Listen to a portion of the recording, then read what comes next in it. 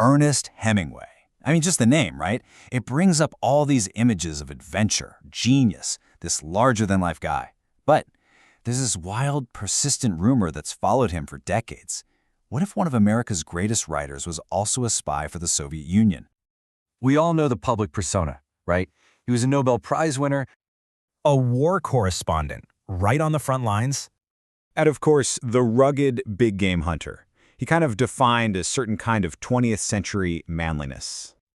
Okay, so let's get right to it. Was he a Russian spy? The short answer? No. But hang on, because the real story, it's so much better. It's this crazy, tangled web of a failed recruitment, some really tragic paranoia, and Cold War politics. Honestly, it's way more interesting than any spy novel you could read.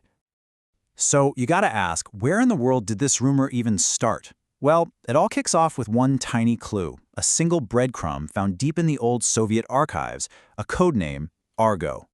Yeah, this isn't something someone just made up for a movie. The story actually comes from real-deal, declassified Soviet intelligence files that opened up in the 90s, and researchers are digging through them and bam, there it is, in black and white. In 1941, the Soviets opened a file on Ernest Hemingway, and they gave him a code name, Argo. I mean, can you imagine? That alone was enough to get the headlines screaming.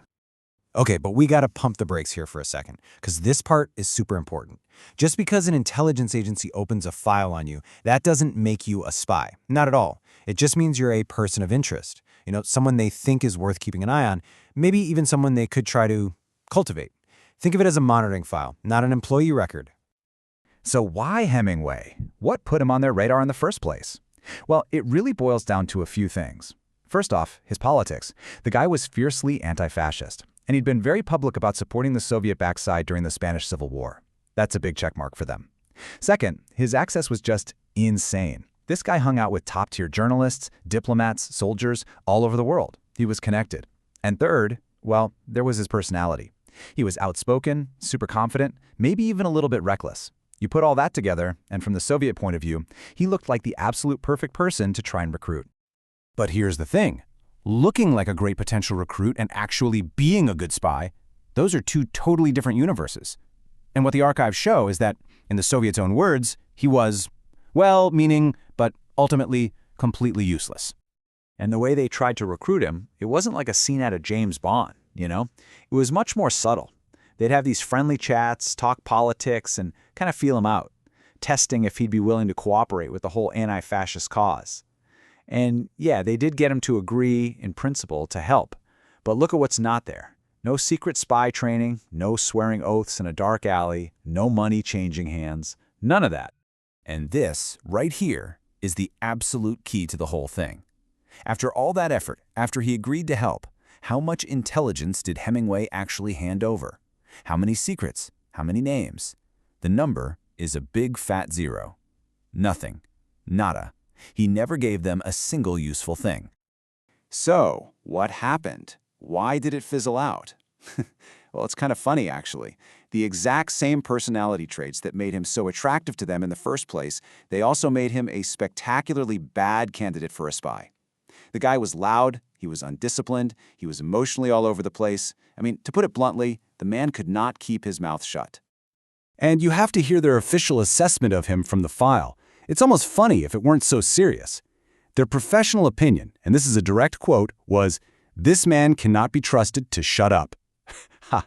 They basically realized, okay, this guy means well, but he's a total liability. So they just dropped it, the whole thing. Okay, and this is where the story pivots and gets really, really tragic. Because while Hemingway was never a Soviet spy, something else was going on. He became absolutely convinced that he was being spied on. And the craziest part?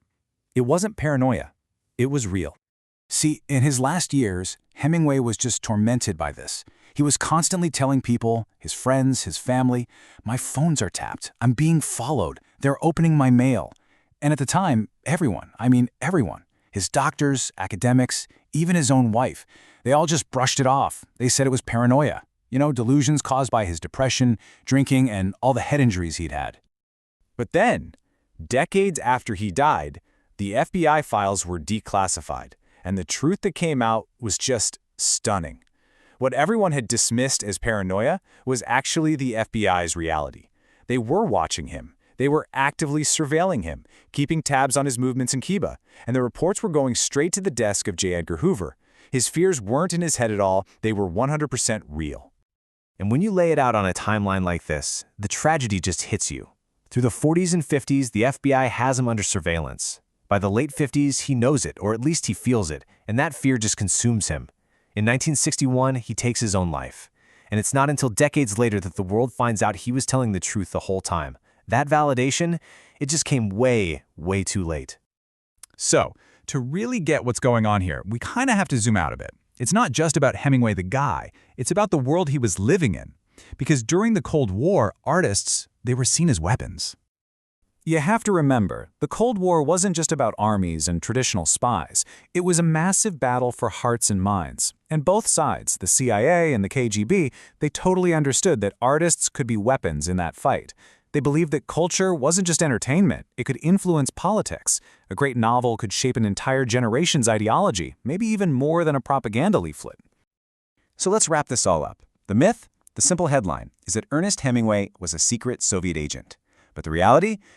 It's so much more complicated, so much more human. The Soviets took a shot and completely failed to recruit him. And at the same time, the FBI was watching his every move anyway. He wasn't a hero in this tale. He wasn't a traitor. He was just a brilliant, incredibly flawed writer who got caught in the crossfire between two massive paranoid empires. And this whole story, this whole saga, it really leaves you with a big question, one that still matters today. When you have the immense power of a government colliding with the corrosive power of fear, what's the real price? What's the price that art and the artists themselves end up paying?